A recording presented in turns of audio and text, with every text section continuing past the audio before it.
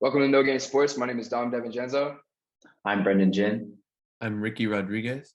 and today we're joined by UFC Flyweight Champion Demetrious Mighty Mouse Johnson.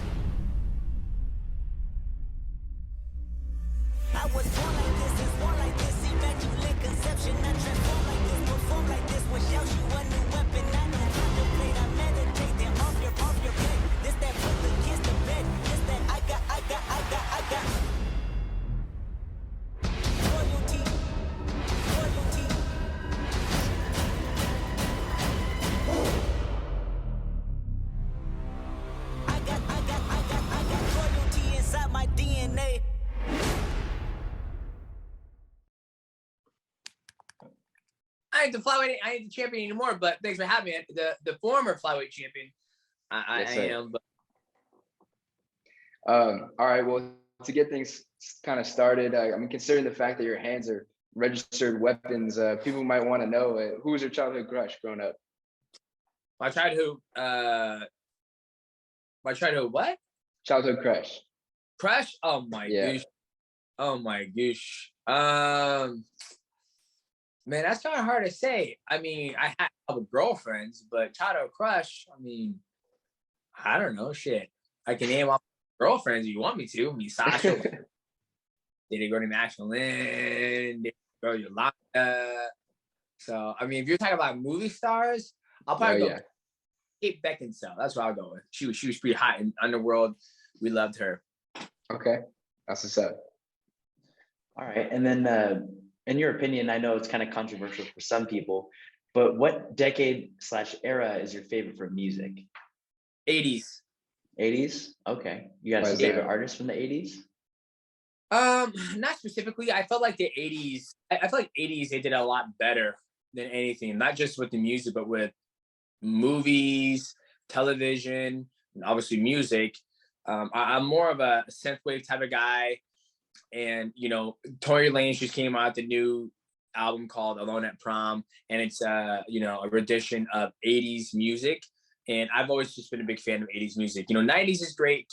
2000s is great. 2010 is good. And 2022, you know, it's still good music. But back then, they really took the time to just be creative, I should say. Yeah, definitely.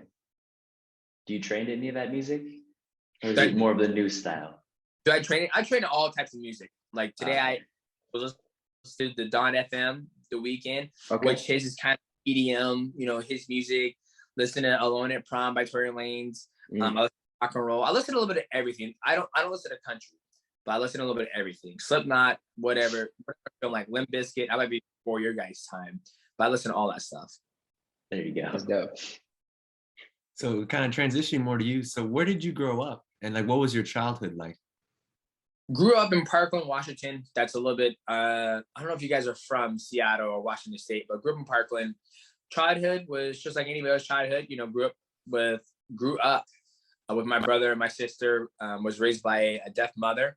And, you know, we'll go to school every day, come home, play outside. When it got dark, go inside, have a chicken nugget dinner, play video games with me and my brother. And then that was it. Did a lot of sports, did wrestling, track, football, basketball. In middle school and then high school, you kind of transition into, you know, your favorite sport. Mine was wrestling.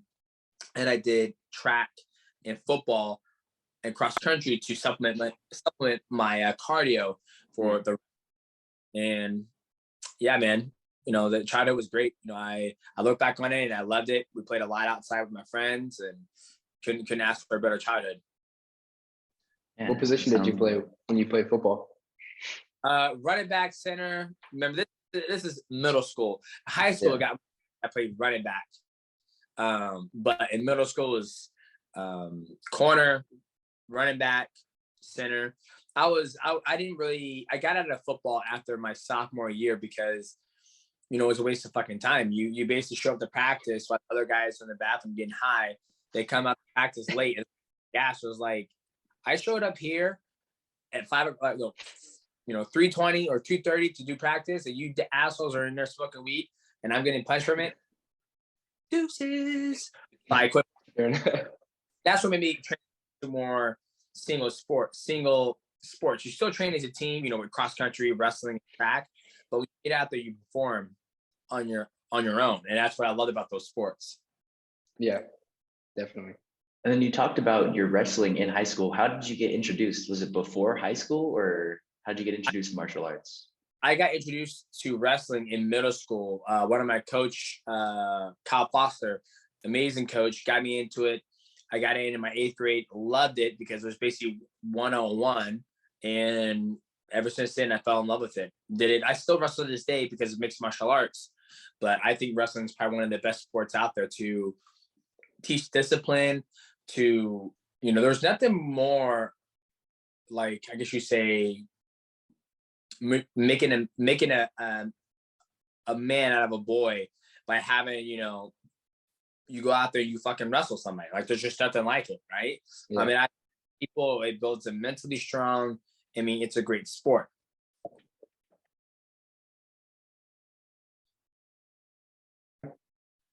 I would say the funniest one was that all of us were scared to wear those fucking singlets. Like, you're in middle school, you come to the singlet, you go out there, and you get your balls and your dick hanging out, and it's like, everybody out here is looking at my balls. Other than that, I think that was probably the funniest one. You know, looking back on that, it's like, you know, like I said, the generations are different, right? Like, when you're in the 60s, 70s, 80s, you would shower after you're done practicing, right? Yeah. When you're in, you know, school in the 90s and 2010, 2022, the whole stipulation of seeing another man naked is like, I don't want to see him naked. I want to see his butt and balls and all that stuff.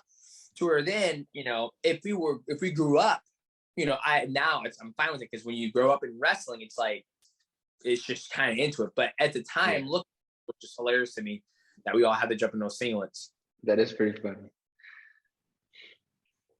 So how old were you when you met your wife? 19, met her at Red Lobster. Yeah, I started working at Red Lobster. Years old, met her at Red Lobster. She was the alley coordinator. I was the alley coordinator, and she was a server. And we would talk almost every day at work, and we kind of like vent to each other about our girlfriend and boyfriend that we were at the time. And then leaving that job, I gave her my number. I was like, hey, you know, I'm leaving this job to pursue a different job, make more money. Really enjoy your company. Hit me up if you want everyone to hang out. And then that was the rest is history. That's killer. So you're also a father as well, I believe. So how would you first of all, how old were you when you had your first child? And then how would you describe your whole, you know, being a father? How would you describe that? Shit, I think Tyron is 8, my oldest. So shit, 35. So boom. So I was like 27. I feel like I was 26, 25, 26 around that time frame. You know, I think being a father when we had Tyron, it was obviously a learning curve, because here you are at the beginning of your relationship. It's just you two. You know, you ain't got to worry about nothing. I'll go home. I'll go to train, and I'll come home, and we would have beers. It would just be us. But then once you introduce that child into the equation, things kind of change. You're not going out as much.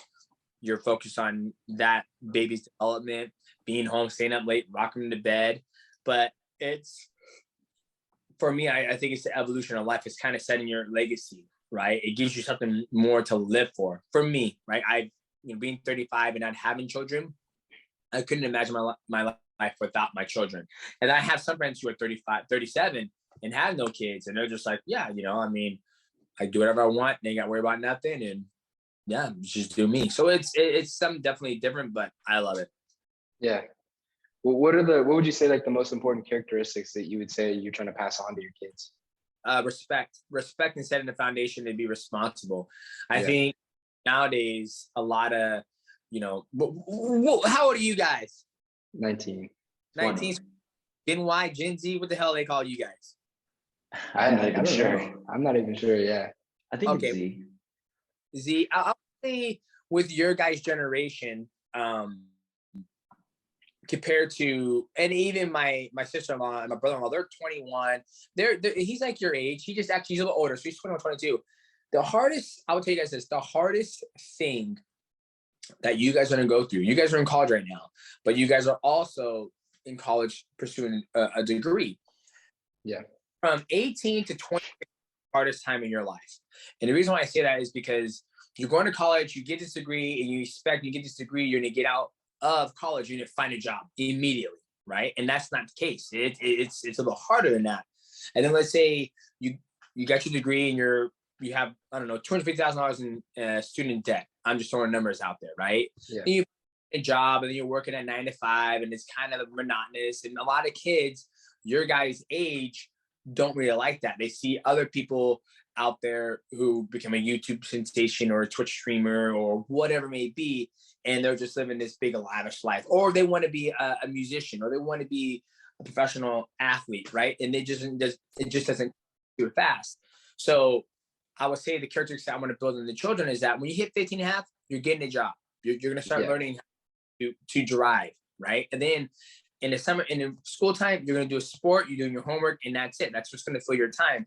Then the summertime, you're going to get a job, right? Like you got to basically mold the young adults. And that's what foundation, because when you get 18, if you don't decide to go to college, you jump right in the workforce and you start making your money to pay your bills. So that's the hardest thing I would say about your guys' generation, is that when I look at your guys' generation, not you guys, you're in college, you're doing well. But I look at some of you guys, the children in your age, they have a hard time grasping that concept where it's like, that's like, go get that fucking 9 to 5, you make $15 an hour, you make, $300 a month or $300 a week. Half that goes to bills. And teaching great foundations to the children. Yeah, there's a difference in the grind, I'd say, these days. People are sometimes, afraid of grinding to get to the top and all that. So I see where you're coming from. But speaking more about your kids, we saw that you streamed Fortnite with them, and so what kind of got you into gaming and streaming? I've been playing games since I've been a child. I remember my first interaction with gaming was with my playing Nintendo, original Nintendo, playing Super C, and I've just grown up playing video games. It was a form of entertainment for me, my brother, and his sister when we were growing up, because we were poor, right? We didn't go out, go camping. We didn't have a car. So we would go to school, literally go play outside and come home and play video games. Fast forwarding, now I'm, 30, 35. It's still something I love and I enjoy doing. It's almost kind of like my decompression time. It's like my social hour with my buddies. And with my kids, obviously I want to get them in the game because it helped shape my imagination as a child to just basically be in this 3D world. Nowadays, you got all types of fucking games. It ain't like it was back in the day. Like I said, you play Mario, you start at point A, you get to fucking point B. Now the goal. Now you got shit like Roblox and the kids robbing banks and robbing the club and shit. That was like, something normal. But with Fortnite, playing with those guys, sharing that moment with them, it's awesome. Like, did I ever think it would happen? No, but I'm glad it did. And and with streaming, it's a form of entertainment with my fans on a different platform. Because when I'm getting ready to compete and fight, I'm cutting weight. I don't want to talk to nobody. I'm getting focused on getting dialed in, ready to go out there and compete. Definitely.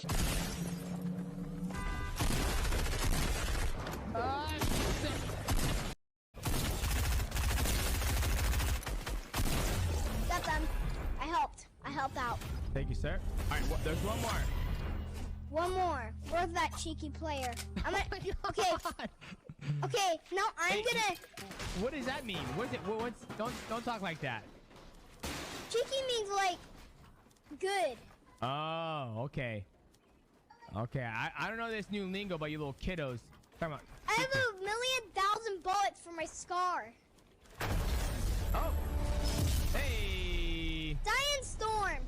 his head. Wait, is he in storm? Let's see.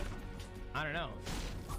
Chat, somebody clip it, please. First one with the Johnson boys. Johnson Clan putting it in. Yes, sir. I mean, we also know that you were the cover of the UFC game a while ago. So have you ever played as yourself in that game? Or I have, but I got beat up as myself in that game. So that was a fun thing fans love to do with me was I'll jump on and say, hey, come beat me up in the virtual world and whoop my ass, man. Because I wouldn't play that game. I was like, damn it. But it was a good way to build the UFC brand at that time and also my own gaming brand. That's awesome. Yeah, that's awesome. It's a really cool way to like interact with people and show who you really are too as a person. So that's cool. And also speaking about video games and like your other hobbies, we saw that you at least posted something about Pokemon cards on your Twitter. And you also like to ride dirt bikes pretty often, it seems, with your family. Are those like some big hobbies that you like to do, or what else do you like to do? Yeah, so obviously Pokemon cards, that's kind of like a thing I grew up doing. And my buddy, his son, Achilles, he's into it. And so he bought my son a big pack of Pokemon cards, and I've been going through them with them and seeing the kids having interest, but it hasn't been sticking. Dirt biking is my oldest and my middle son's love. They love it. They grew up playing Monster Jam. Now it's dirt biking. And now that they can get on a bike at fucking 8 years old and actually drive, and go fast, they absolutely love it. Obviously gaming, spending time with the wife, working out, traveling, going to restaurants, trying new food. My wife is really into furniture and like just different fabrics, paints, and all that stuff. I haven't got there yet. But for me, once I'm retired from fighting, the kids are gone, spending time with my wife and working out and just staying healthy and enjoying life itself. Oh yeah. Awesome. I would assume you got a lot of Pottery Barn expenses then, if you're talking about all those things that your wife is into. I want to say Pottery Barn, but yeah, I'll say fucking Amazon and shit. Yeah. Fair enough. Speaking of money though, when you received your first big paycheck, what was your reaction, or what was your like big purchase that you were looking to do? Oh, I'll tell you. So when I fought in Alaska as a professional fighter, I remember I made $750 the show, $750 the show, $750 to win. I made $2, and I was so excited to buy a laptop at Best Buy. Like I remember talking, like, we're gonna buy that laptop when I go home from Best Buy. That was probably like the one purchase that comes to my mind. After that, when I started making more money, I was more concerned about saving it, put it in a 401k, max out my retirement, because I know this money is going to last forever. Yeah. And now, when I win fights, I just throw it in the bank and just chill and live off it. And then, last big purchase I bought myself was a dirt bike. And yeah, that was it. Okay. And what would you say the best financial advice you could give, to a young individual would be? Well, I'll say a young individual like you guys. Yeah. Obviously you guys aren't working right now, but if you guys were working, save your money, right? Like invest in the stock market. Don't be scared to, right? If you guys are Apple stock right now, when you guys hit 30 years old, that's just going to be triple or quadruple, right? I mean, I wish I would have done when I was early in my mixed martial arts career. I did invest in the stock market, but it was in a tax shelter account. But now being older, if I would have fucking bought Apple, Disney, all that stuff, man, I could probably been retired right now. But that's the biggest thing I would give a young kid's advice is save your money. That's why I tell everybody, and find a job. And even though the job you might hate it, still work there until you get to a point where you can make enough money, or you find your passion, or your passion becomes your supplement of income. It gives you the money you need to live off of. Definitely. So kind of looking more into the UFC, how do you feel about like past UFC fighters stepping into like the ring with all these YouTube guys going on right now? I think it's great. They're all making money and they're bringing a lot of noise to it. Jake Paul and Tyron Woodley had 2 fights, and they both made a lot of money. And that's what it comes down to nowadays. I think everybody needs to realize like we're all human, and we're all trying to entertain the crowd. And I think it's good. Tyron Woodley's probably making way more money he did when he fought mixed martial arts. And I'm happy that he can keep on continuing to do more boxing. But for him losing twice in a row, I don't know if that's in his foreseeable future, but we'll see what happens.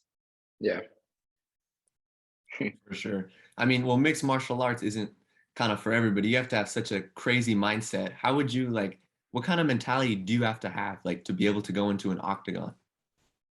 Well, it's octagon, ring, cage. It's just a competitive, mindset.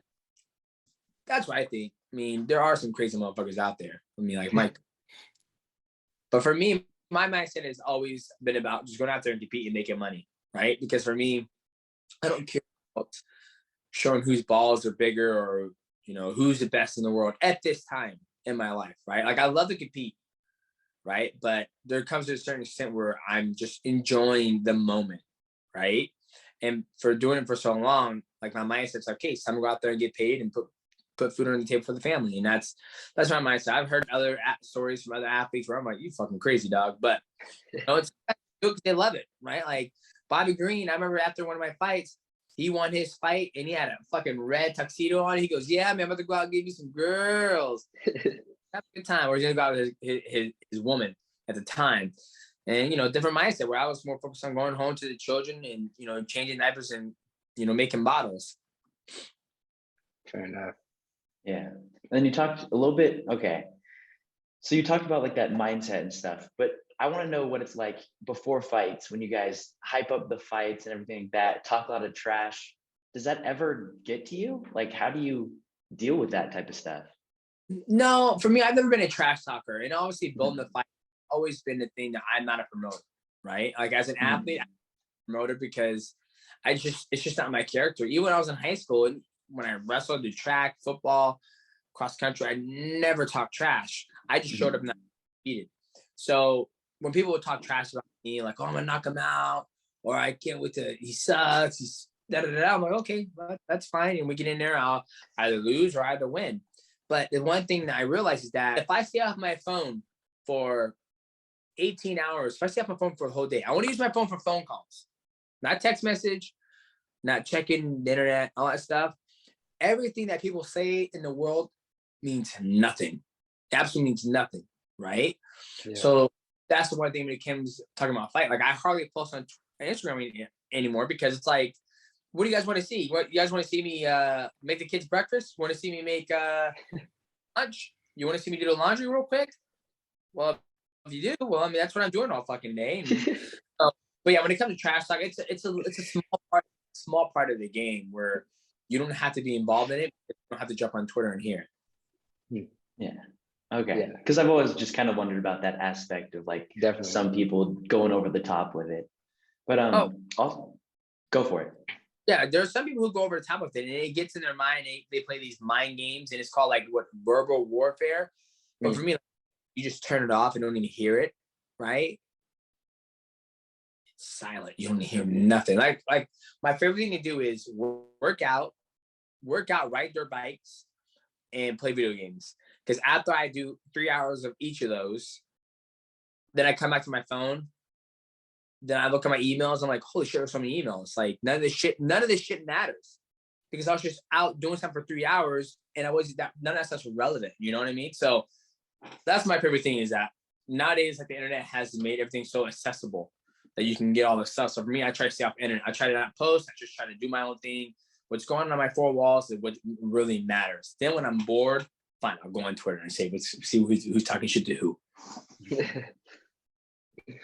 But yeah, also moving away from the mental aspect now, physically, how do you prepare and recover from fighting? Because it's obviously one of the most brutal sports on your body. So how do you take care of yourself?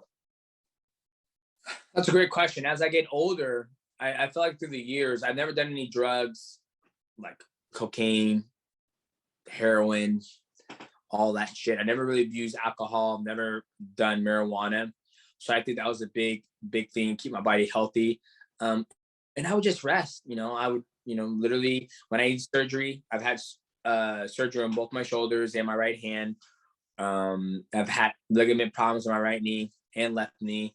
So for me, it's just take the time out just to rest and relax, right? Like I don't train more unless I'm getting ready for a fight.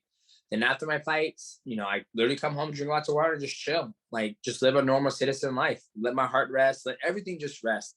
Now, that's what I did in the past, right? And I still do that to this day. But now, being 35, things change when you get 34 and 35. Your body does not recover as much. The energy output and the speed and the agility that I still have, being my genetics being African American, I still fast and all that stuff, but my body just takes longer to recover. So now I invested the money in a hot tub, a cold plunge, and after my hard days, I jump in a cold plunge for about 5 to 10 minutes, hot plunge, cold plunge, hot, and then rest, and lots of water. All I drink is water and protein shakes, and that's about it. Don't drink anything else. No coffee, no beer as of right now, no cranberry juice, no apple juice, none of that bullshit. Okay, yeah, because I've always wondered, because like I can't even comprehend after seeing what fighters leave the cage or the ring with, and then they're like, how do you even come back from this? It's just crazy. And that's the thing, baby. That's a misunderstanding that people get, is that the fight is only 15 to 25 minutes, right? Yeah. 25 minutes for a regular fight. But the day in out grind, it's really what puts the wear and tear in your body. Because I worked out for an hour and a half today. I should be done.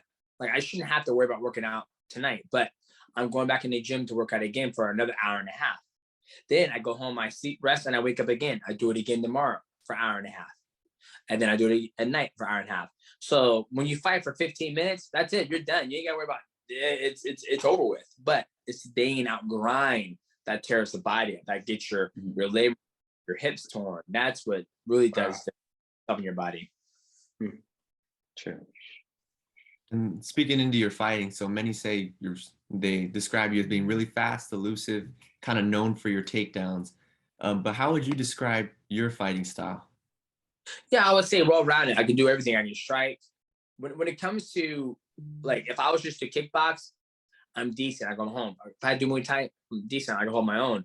But when it comes to putting everything together, the kickboxing, Muay Thai, wrestling, jiu-jitsu, all that stuff, I would argue that I'm one of the best in the world to do it, because I grew up doing that with imagination from my childhood, from the video games, to be able to implement everything. And with my genetic athletic ability, and been training for, since I'm in middle school, and never really taking time off, always being active. If you see another 35-year-old, if you took 1,000 35-year-old men in the world, I'll probably be that 0.01%, because I've been active my whole entire life. And that's why I think, I'm able to keep on doing what I'm doing. Fair enough.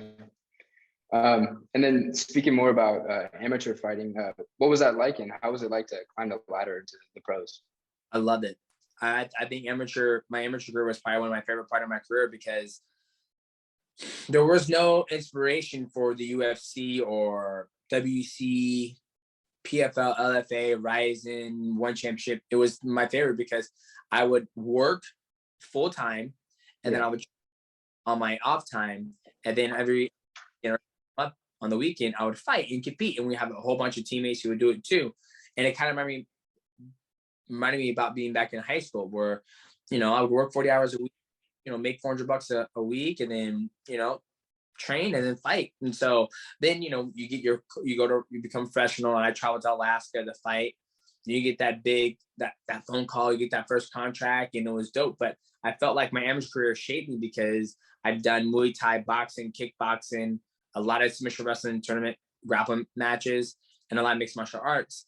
And I felt like that set the foundation for a great athlete, right? And I think everything is about what's your foundation, with the children, your discipline, all that stuff.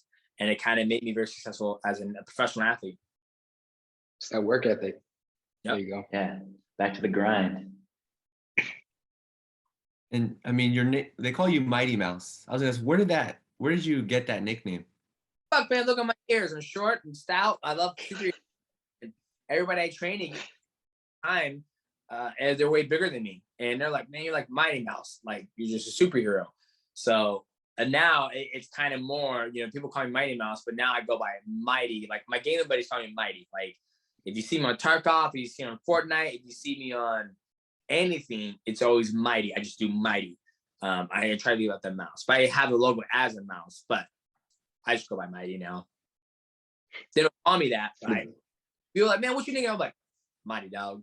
It's pretty dope. Did you like when you made your Instagram handle, you were the only one that had just Mighty straight up? Yep. Some guy was bitching. He goes, "You took my Instagram," and I was like, "Bitch, you got 0 followers. I want to hear that bullshit."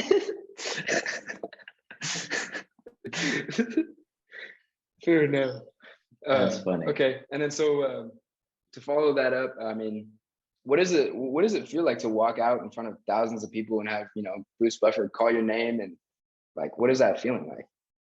That's, you know, it's dope. Not gonna lie to you, it's a great feeling, you know. Yeah.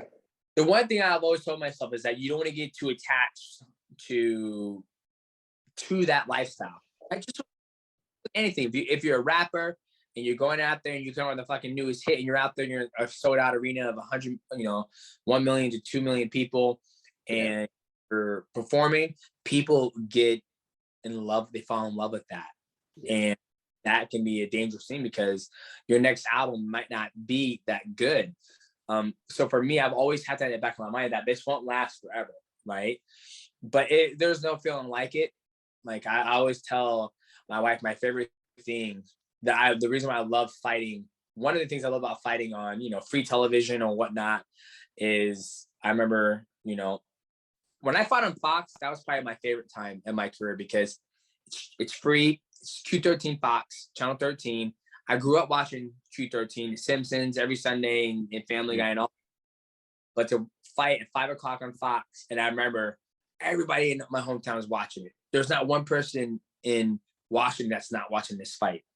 And I remember there's a woman, you know, I was the main event. She's like, "Okay, we're walking." The music kicks. I always came out to T.I. T.I. always, you know, get me in that right mood. And, you know, I hear homeboy saying, not homeboy, the woman goes, "We're walking in 10, 6, 5, 4, 3, 2, 1. We're walking." And right when she tells you to do this, that's when you fucking go to millions of televisions around the world, and you both like, "Oh, all right, so with this money," to go out there and fight. So I mean, that time in my career was probably my favorite. Then my coach is behind me, and we out there and go to work, and we do what we train for. Yeah, that's dope. What was the song was your go-to? Did you go to? It was T.I. Go Get It, at a point when T.I. Go Get It.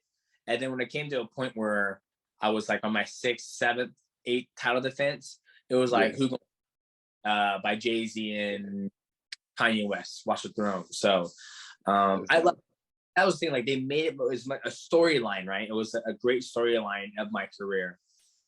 Definitely. That's raw. Yeah, that is very cool. That's so dope. But yeah, talking about your career and all of your iconic fights, I mean, you have one of the latest finishes in UFC history, and you're known for the mighty whiz bar. That shit was crazy. What do you feel is your most memorable fight? Which one did you enjoy the most? Man, I can't just pinpoint one of them. There's been a lot of them, like the Chris Carriasso, the Hyojo Horiguchi, the John Dodson 1 and 2, the Henry Cejudo 1 and 2. I mean, all those fights, you know, I battled some adversity. I've shown very dominance. I just can't pinpoint one favorite thing. You know, the Mighty Whiz Bar was a legendary thing that nobody's ever seen before in the whole sport of mixed martial arts, and nobody still had been able to do it. Like I saw somebody fight the other day on the UFC, picked homeboy up and threw him on the ground. I was like, you missed your opportunity to do Mighty Whiz Bar. Would just lay there. Oh, whoa. Right into an arm bar. Phenomenal. Oh, my goodness. Oh, my God. No. Oh, my God. Look at Ray Borg. Ray Borg is a savage. Unbelievable. Borg refusing. Oh, there it is. Demetrious Johnson. Who's better?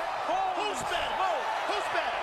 And yet still he does this. Look, he throws him through the air, catches the arm while he's on his way down, and traps the arm bar. At this point, you're just messing around. But thinking outside the box, he didn't have the skill set to do that. Where I'm like, if I get behind somebody, I'm throwing your fucking ass in the air. I'm trying to catch that arm, like every single time. Like I'm trying to get, like Conor McGregor says, you get paid by the fight, but you don't get paid by the minute. So the sooner you get in there and get out, you get that check. Yeah. That's crazy. Then why'd you wait to the 4 minutes and 49 seconds of the fifth round to get that finish then? Well, it never happened. That was against Kyoto Horiguchi. At that time, I was fighting at 120. I was fighting 125, and I actually got water poisoning. What that is basically you float your body with too much water, and it's a thing that happened.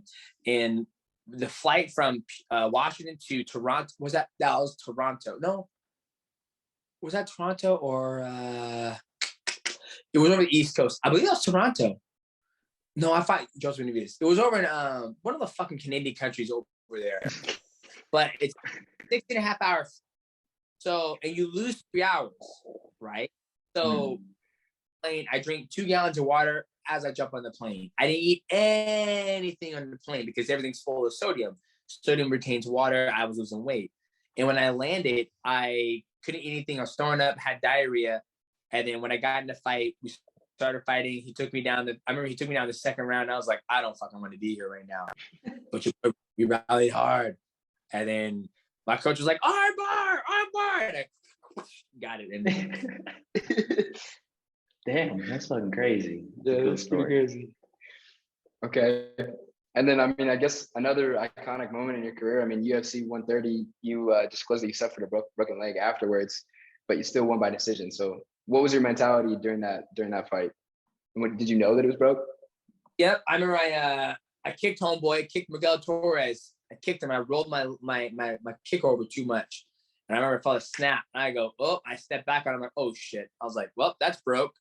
Ooh. And I fought with a broken rib before. I was fighting Muay Thai fight. Homeboy threw a fucking knee. And I remember seeing a knee come in and it like kind of nicked me, broke my lower rib. And then I remember coming back to the corner. And my coach was like, and I was like, I'm letting you know now, my leg is fucked, but I'm still gonna do my job, get paid. Like, and that's the thing that people don't realize. Like, my mindset is I've always viewed mixed martial arts as a job, right? Like, it's always been a job. It's a passion of mine, but it's always a job because the promoters pay me to fight. I will go in there and to fight. And once I'm done fighting, I don't care anything about fighting. I don't want to watch it. I don't care about it. Unless I'm invested in your story, in your career, I don't give 2 fucks about what's going on in the fight world. That's just how I am. And I've grown up. I've seen it from my coach too. I never forget being at a movie theater. This is when the UFC started allowing movie theaters to show their fights, and it was GSP versus Josh. GSP at the time was the world champion, and my coach. I looked down there. Matt Hume. I looked down like 5 seats. His ass was sound asleep. Sleeping. I go, Matt. GSP versus Josh Cutchy. He goes, I'm tired. I'm going to bed. I don't care. And this one he had his children. I'm like, yeah. He's at the age where he's like, I'm only invested in the people I care about and just don't care about watching fights anymore. So for me, I've always viewed it as a job. So when I broke my leg in that fight, in that fight, went home and went to work on Monday. And that's how, here you are fighting, at the biggest platform in the world, and you win, going with a broken leg, and I go back to work on Monday. Like, that's always my viewpoint. And, me and my wife were talking the other day, and she goes, maybe we took it for granted, that lifestyle of going and traveling and enjoying and being in the limelight. But at the same time, like, it's always good to be humble. I think humble keeps you grounded. It sets a good foundation for your children to show them, like, hey, you might not be the best dirt bike rider, but if you do make that level to the pro, enjoy it, stay healthy, and have a good time. Yeah. I mean, are your kids aware of the celebrity status? Or like, are they? You say you're not, They see it, but they don't care. My son gets more out of me riding my dirt bike and try to see me learn and jump than me fighting. Like, he was in get 2 shit. But when I'm like, man, I can't wait till my dirt bike, he goes, me too. And I told him, I was like, I'm gonna race. Like, after I'm done with my mixed martial career, I was like, I'm gonna fucking race. Like, I want that competitiveness to keep going on, stay in shape. Like, lifting weights and all that stuff is fun, but I have to have a goal, right? Where it's like, okay, I'm gonna work on my balance and get my heart rate, keep my body strong, so I can manipulate the bike when I want to. There you go. That's crazy. And kind of going back to that family aspect, how does your family, your wife, and your kids feel about you fighting? I mean, obviously, like you love it, but how do they feel like seeing you on TV, fighting other people, getting bloody in the cage? Like, how do they feel? They know it's a job. I tell them, hey, Dad's gotta go work. I'll be back. Like, do you have to fight? I was like, who will pay for all this shit? You think these fights? Like, I always be transparent to the children. Like, you have to be. And I tell them, I was like, Daddy fights for money. Like, I fight to pay the bills. I fight for your guys' future and for your college. That's what I fight for. Like, if I had enough money right now in the bank to live off for the rest of my life, I would not need to step in the cage ever again. Ever. Right? Would I still want to train? Absolutely. But is the risk worth going out there? You know, I've had broken rib, shoulder surgery, double hand. I've had blood clot before. It is a very dangerous sport, and I do love the competitiveness, but I can get the competitiveness out by doing something else. Riding dirt bikes is fucking crazy too. People die all the time, but I feel like I can be able to manage it. So it's a hard thing, but the wife loves it because she's been with me since my second amateur fight, so she knows what it's all about. You know, obviously, I suffered a TKO loss, but I say, hey, it's part of the sport. Like, I've been in it for a very, very long time, and it's just a matter of time for that happens. Granted, there are people out there who never got knocked out, but then again, who have they fought? How long are they stay in the sport? And did they ever take the risk? Yeah, that is interesting because I've always kind of like wondered about that part of the sport too. Because I mean, obviously you've been doing it for a long time, so it's not like your family can tell you no, but I just always kind of wondered about it. Yeah. No, they love it. I think the last time Tyron actually watched me fight on TV, I was fighting Wilson Hayes in Kansas City, and I cut him with an elbow and there's blood everywhere. And I came home. He goes, Dad, you cut that guy. And I was like, no, that was ketchup. We're having dinner. It was an accident. He goes, no, you cut him. And I said, well, Daddy did because I'm being paid to do it. Okay, I don't go out there and just cut people. Like, it's sport and it's my. That's why I did it. And he goes, oh, okay. Just being honest with them, right? Yeah. I mean, well, yeah, definitely. Yeah, it's all about the ethics. But going even back to your career a little bit more, you were MMA Fighter of the Year from 2012 to 2017. That was all during your reign of the belt. So what was that experience like, protecting the belt for such a long time? it was good, man. I mean, I remember after I won the belt and I defended it in Chicago against John Dodson, I was like, damn, I belong here. Because when you win, you make more money and you solidify your career and be able to follow your passion. So holding the belt for 6 years was tough. It was mentally tough, mentally draining, but it was a good time, right? That's what being a world champ is going out there and defending it over and over.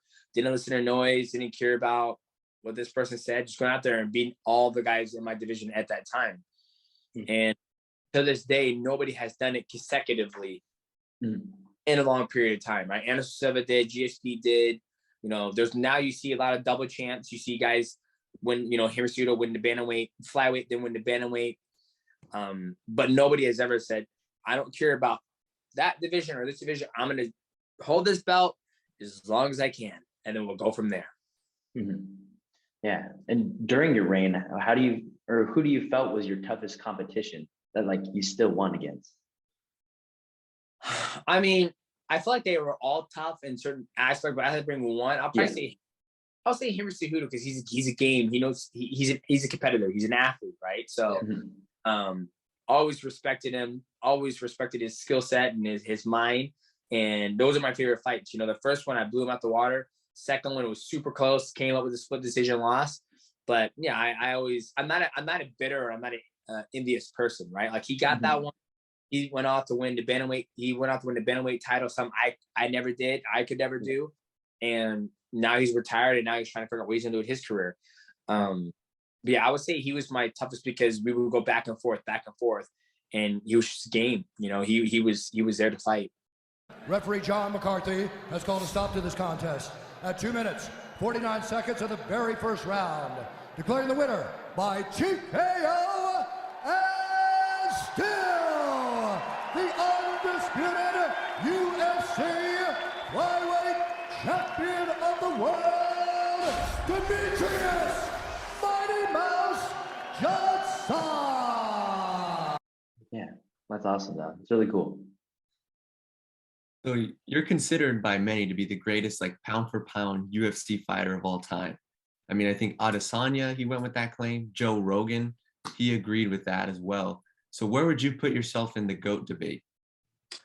You know, at the time, you know, I've never been the type of person to toot my own horn, but I would tell my kids when they get older, but damn, Dad, how good were you? I'm like, I was one of the best to ever do it. Like, yeah, like there's things that I could do that nobody else could do, right? But the GOAT thing, I leave that to the community and the public to decide who that is. And one of my favorite lines that Rashad Evans said is that the spotlight was on me at that time, right? In my title reign and doing all that stuff. And the spotlight will go to, now it's on Israel Adesanya, right? Like he went up there and tried to become a 2 divisional champ. He's about to defend his belt against Robert Whitaker. He's on that path, become one of the greatest middleweights of all time with his title reign. And if he keeps on winning, being successful and displaying new tools, right? I felt that's what got me to that GOAT status, was displaying new tools. Like, I'll submit this guy. I'll take this guy to decision. I'll submit this guy. Yeah. I could be good on the feet. That's what got me my claim that I'm human. And I think the spotlight's on Israel Adesanya right now, because when I think about it, there's not another athlete out there that is on a roll in a division. You have Valentina Shevchenko. I will put her as, she's making her way to one of the GOATs of women because she always impresses me. She's the only woman lately that's impressed me each time she fights. What about Francis? Francis Ngannou, he hasn't defended his belt once. So for me, Francis is just a power puncher. He's super strong. He hits hard. Yeah. But for him in my book, now this is my book, for him to get to that GOAT status, I need to see some wrestling. I need to see double leg. I need to see some jiu-jitsu. I need to see grappling, because for me, I think being the greatest of all time, it encompasses how good your skill set is. If you have that, it's like Deontay Wilder versus Tyson Fury. Yeah. Right? Wilder had that one punch knockout.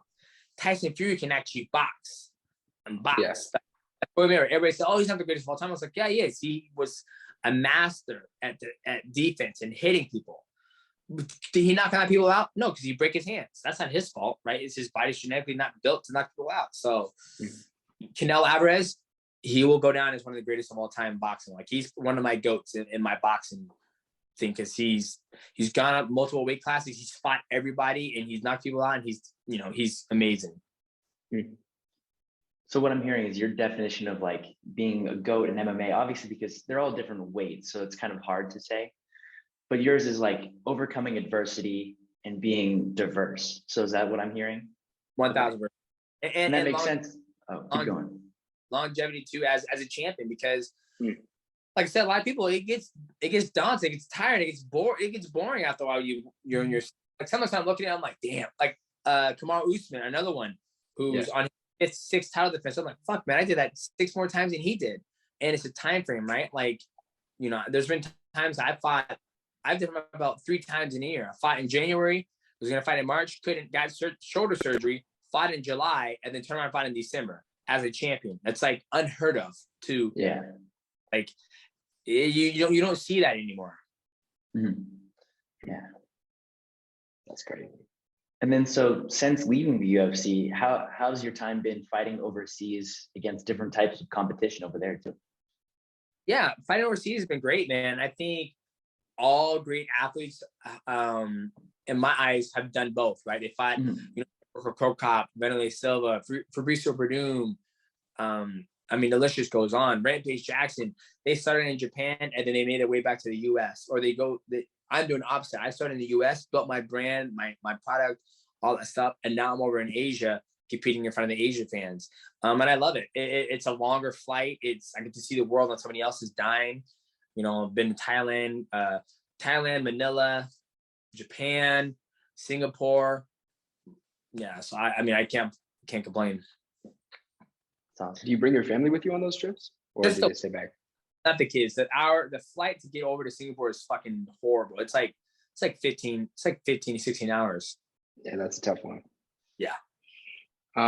Okay. And then so after, you mentioned it earlier, after sustaining the first knockout of your career, how do you plan to bounce back in this next fight on March 26th? Planning to get some fucking sleep, hopefully. You know, like I said, man, when you're in this game for so long and you have the mindset it's going to happen one day, you know, you just bounce back. You know, it's lost. It's not my first time, you know, losing a big fight like that. You know, now it's about staying healthy, going out there and fighting and, you know, fighting again. And it's not taking it easy. It's going right after a big fucking shark, you know. Rodtang's a killer, has absolute knockout power, a better, you know, they call him the Iron Man. And it's going to be a tough fight, but I'm going to go out there, be diverse and go through some adversity and hopefully get the W. Yeah, we'll be watching room for you too, though. Definitely to support that. Appreciate that. Happy to see that. I was also going to mention, when you look up UFC on the gifts, you're like one of the first ones to get your tongue taken out. You were at one of those fights. Do you know what fight was that? I did it so many fucking times. I'm going to tell you. My wife hates it though. She hates when I stick my tongue. She goes, "Keep that fucking thing in your mouth." I'm like, "Sorry, babe. Sorry." Fair enough. And then another thing I want to mention is the tattoo on your arm. What significance does that have for you? For me, I got this back when I was working full time in training, and when I broke my hand, my rib. I was like, "Why am I doing this? Why?" And it was inspired by one of my the placement is inspired by one of my favorite fighters, Roger Huerta. He had a tattoo here too. One of the games I played, Devil May Cry. Don't get to play it. Devil May Cry 4. I think his name was Nero. He had a double arm, and that's where the placement is. And it basically like a reminder of like why I do mixed martial art, why I devoted my life to something beyond myself. You know, of martial arts, competing, being an athlete, and you know, on there it says confront the darkness, use the battle of pain as a remedy of resilient. And you know, my demons was I've always wanted to go out and party. I've always wanted to, like, you know, after high school. No, during high school, I never partied during high school. You know, I never gone to any parties and done any, you know, crazy shit. Yeah. But I knew it was going to be good for my career. Yeah. And so that's why it's there. And I'm about to get another one to get a whole fucking sleep here soon. Just try to work out the drawings and the story of it. That's legit. Yeah, that is awesome. Also, I was wondering if any other young people joining the sport of mixed martial arts, what's some like just basic tips that you could give them off the start, like dedication, hard work, stuff like that? Yeah, dedication, hard work. Find a gym that you are comfortable with learning and growing. That's the most important thing. And enjoy the ride. Like I was talking to John the other day on stream, and he was like, I have my first fight. What should I do? You know, I've been training like a madman. I was like, one, don't train like a madman, because one, you're not being paid. You're not a professional athlete. Two, enjoy it. Your first 3 amateur fights are fun. You're supposed to make mistakes. You're supposed to learn. And the biggest thing, enjoy it. Like everybody, like I said, when I was in my amateur career, there was no outlet for me to make a lot of money. So for me, I did it out of pure passion, not to one day become a world champion or to make a lot of money. Yeah. I think now a lot of people get into it just to do it. And I told my wife, I said, damn, I was like, if our kids wanted to fight, I could be the perfect coach for them, because I've coached people before and I know what it takes to be a world champion and make a lot of money. But I would never, if I was that type of person, I'm like, you guys should be boxing, you guys should be wrestling, you should be doing that. So I'm like, no, ride dirt bikes, do whatever the fuck you want, enjoy your life, you know? I didn't start till I was 18, and I became one of the best in the world. So they have plenty of time to be a kid and decide what they wanted to do. So young guys out there, enjoy it. One more that I had is we saw you in a Seattle Seahawks shirt. You big Seahawks fan? No. No? No, nothing at all. No, I watch it. You know, like once again, I'm interested in more in the characters, right? Like Odell Beckham Jr. I think he's absolutely amazing. I think you know, he's very flashy catching the ball. Yeah. Like I was watching today on SportsCenter, and they said Odell Beckham Unleashed, and I was like, about fucking time. Like, else out there. And I asked my buddy who's a big football nerd. He goes, Odell Beckham's like one of the weakest wide receivers out there. There's a way better wide receiver. Like, really? It's like, oh my god. And I'm like, nah. He putting down the high yellow brothers out there running the ball. So, am I a fan of the Seahawks? I support the team. Am I going to watch it every Sunday? No.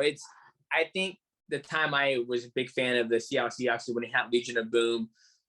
That was my favorite. And then when you have the quarterbacks, the new quarterbacks, I felt like Russell Wilson and Colin Kaepernick were the running backs who started, you know, this is before your guys' time. So that's why I love talking to you guys. You guys are young bucks. At the time, the quarterbacks would never run the ball like that. They were never as athletic as those two. But then once they became, you know, you have athletic running quarterbacks, you know, there'd be some fucking games Russell wouldn't have more fucking rushing yards than fucking Marshawn Lynch. How does that fucking make sense? It doesn't. But that was the prime time of, Russell Wilson, Colin Kaepernick, and RG3. Those three were like, you know, when they were fucking running the ball, that shit was meant because everybody was like, oh, that shit, he's running the ball. What about Mike Vick? Yeah, that's what I was gonna say. The OG. What's that? Mike Vick. Michael Vick, yeah. Well, see, he got in trouble having the fucking dogs fight. So I wasn't a big fan of his. Don't do that to fucking animals. Yeah. I mean, it's kind of hard to say, but if you could fight anyone, any weight class, do you have anyone that you wish you could have fought, or All even time, in the weight yeah. class now? I know it's kind of hard. Oh yeah. Probably just Take it cheating. back. I wish, but I gotta go fucking work here. That was when you guys called. You texted me. I was like, "Oh shit, we're doing an interview today." Usually, I thought, "Oh yeah, it's Tuesday." I would have taken that, but I wanted to do this with you. So, he said, "Taking that." Fuck you. You gonna get this point? You get 3 kids. And I would say GSP, man. I would say GSP was probably my favorite growing up, and I would love just to compete against him, just to see how good he was. Definitely. Damn. One of the greats. And so with that being said, this has been No Game Sports. Thank you for joining us, Demetrious. Thanks for having me, guys. Appreciate you. Yeah, thank you, man. And we appreciate it.